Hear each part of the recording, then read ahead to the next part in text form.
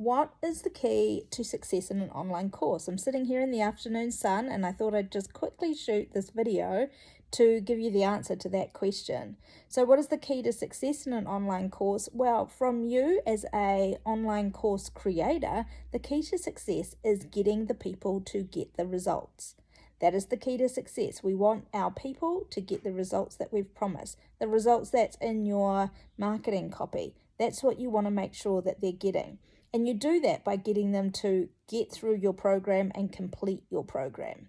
Now, if I was answering that question from a learner's perspective, i.e. someone who's purchased your course or my course, then I would be answering that slightly differently, and here's how I'd answer it.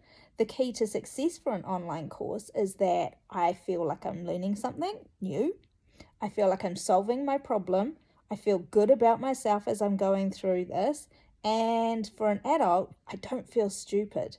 So they're the keys to success from a learner. Now you can combine both of those. Think about what you promise people and also what that learner wants to achieve going through your program. And then you have got the keys to success for any online course.